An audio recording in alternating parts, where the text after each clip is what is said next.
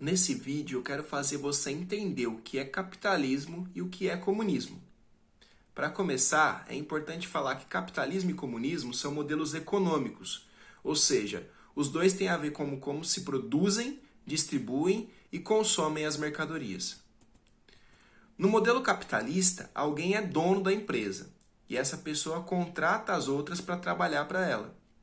Quando vende os produtos, é o patrão que paga os salários, os gastos e o que sobra fica para ele. A distribuição dos produtos é feita através da venda. Quem tem dinheiro compra, quem não tem, fica sem. Se ninguém quiser comprar, o preço abaixa, e se todo mundo quiser comprar, o preço sobe. Quanto mais produtos vendidos, mais lucro para a empresa. Então ela investe em propaganda para fazer as pessoas consumirem cada vez mais no menor tempo possível. Vamos tentar um exemplo prático do que seja o sistema capitalista. Vamos supor que você esteja cansado do seu emprego e queira montar um negócio para ganhar mais dinheiro. Então eu proponho da gente ser sócio. A gente resolve abrir um restaurante. Só que para começar o negócio a gente vai precisar de muita grana, mais do que você tem. Então eu proponho o seguinte acordo. Eu entro com dinheiro para pagar o aluguel de um espaço, para comprar os ingredientes das comidas, produtos de higiene e de limpeza, bancar a primeira conta de gás, de energia elétrica e de água, enfim, eu crio toda a estrutura do nosso restaurante. Só que eu não tenho tempo para trabalhar nesse restaurante. E como a gente vai precisar de 3 funcionários, você entra com o seu trabalho e os outros dois a gente contrata. O primeiro salário deles eu banco. Depois, todo mês, do que a gente faturar, a gente tira o pagamento deles. Chega o final do primeiro mês, eu faço o seu pagamento, o dos outros 2 funcionários, de R$ 1.000 para cada um, pago todas as contas que sobrar e o resto fica para mim. No mês seguinte, o restaurante fica conhecido, então duplica o movimento. A gente vai faturar 2 vezes mais. Eu pago as contas, R$ 1.000 seus e R$ 1.000 para cada funcionário, o resto é meu. No terceiro mês, o movimento cai um pouco e volta a ser igual ao do primeiro mês. Então eu acho melhor prevenir o prejuízo. Por isso eu decido despedir um dos funcionários, pago as contas e o salário de 2 empregados, você e o que sobrou, R$ 1.000 cada um, e fico com o que sobra. No quarto mês, prevendo que o movimento do restaurante vai cair, eu mando você e o outro funcionário embora. Contrato 2 que trabalham por R$ 900 cada. Pago as contas, os 2 salários e fico com o que sobra do dinheiro. No quinto mês, eu vejo que o restaurante não vai render nenhum dinheiro. Então, para evitar o prejuízo, eu fecho a empresa, demito os 2 funcionários, pego o dinheiro que eu acumulei durante esse tempo e vou investir em outro negócio. Talvez você tenha ficado um pouco revoltado que eu tenha te mandado embora, sendo que nós 2 começamos o negócio juntos. Mas no capitalismo, quem tem o dinheiro necessário para investir no negócio, que nós chamamos de capital, é quem toma as decisões sobre a produção. No caso, eu. Vamos ver o outro lado agora. No comunismo, ninguém é dono da empresa. Então quem controla ela é o governo. Quando os produtos são vendidos, o governo paga os salários dos empregados e decide o que vai fazer com o resto. A distribuição dos produtos é feita de acordo com a necessidade de cada um, na visão do governo. Mesmo que você tenha dinheiro para comprar algo a mais, o governo não vai deixar você comprar nada a mais do que o necessário para não faltar no mercado.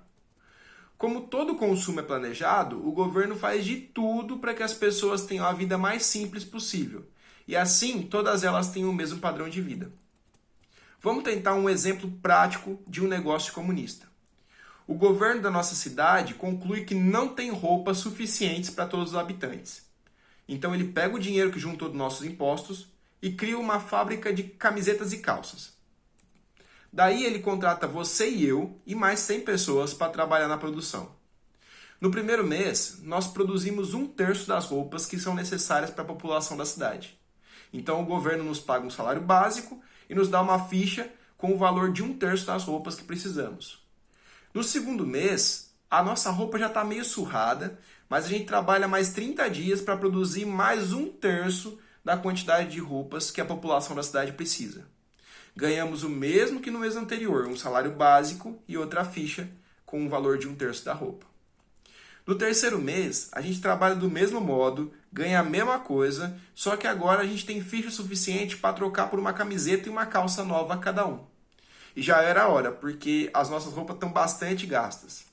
No quarto mês, o governo resolve que vamos produzir mais 1/3 de quantidade de roupas do que era necessária, mas agora a gente vai guardar esse estoque para o futuro. Então a gente recebe um salário e as fichas.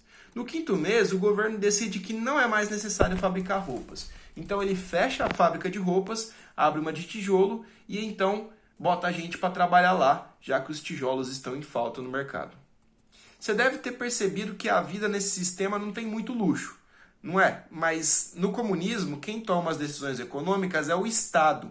E as pessoas podem até participar das decisões nas reuniões, mas não há tanta liberdade individual para as pessoas fazerem seus próprios negócios. Esses dois exemplos são bastante simples, mas é claro que na realidade tudo é mais complexo do que isso. O importante é que você entenda as principais características de cada sistema de produção. No capitalismo, valoriza-se mais a liberdade de cada pessoa. Então o governo não controla a produção, isso é um ponto positivo. O negativo é que isso pode aumentar a desigualdade social, já que quem tem riqueza pode investir e conseguir cada vez mais dinheiro.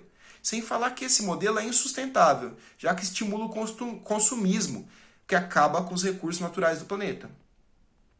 Agora, no comunismo, valoriza-se mais a igualdade entre as pessoas. Então, cada pessoa vai receber o necessário para viver igual às outras. Isso é um ponto positivo. O negativo é que dificilmente o governo consegue fazer com que todas as pessoas colaborem nos seus projetos sem usar violência. Além disso, o padrão de vida comum a todas as pessoas faz parecer que a vida é chata, sem graça, já que todo mundo é igual, tem as mesmas coisas. Hoje, na internet, é difícil encontrar um bom material para saber exatamente o que é capitalismo e o que é comunismo. Um dos grandes motivos é que essas são as duas ideologias dominantes no mundo de hoje e entram em conflito entre si. Então vai ter muita gente que defende o capitalismo tentando denegrir a imagem do comunismo e vice-versa. A verdade é que os pensadores dessas teorias não entraram em consenso sobre esses dois modos de produção. E os dois sistemas são ideais, ou seja, eles só existem na ideia e nunca funcionaram de maneira perfeita em nenhum lugar do mundo. Para terminar, você me ouviu falar agora há pouco em ideologia. É bom você saber o que isso significa. Ideologia é o jeito de ver o mundo, ou seja, o jeito que cada pessoa enxerga o que é certo, o que é errado, o que o deve e não deve ser feito. Na ideologia capitalista, por exemplo, é normal existir desigualdade social. Não tem nada de errado acumular lucro de empresas e o consumo não pode parar, mesmo que isso faça mal ao meio ambiente. Já na ideologia comunista, as pessoas devem sacrificar um pouco da sua liberdade em nome da igualdade entre elas. E não há nada de errado em o governo controlar a produção. O maior objetivo da sociedade é garantir a igualdade de todos. Viu? São duas ideologias, dois jeitos de ver o mundo.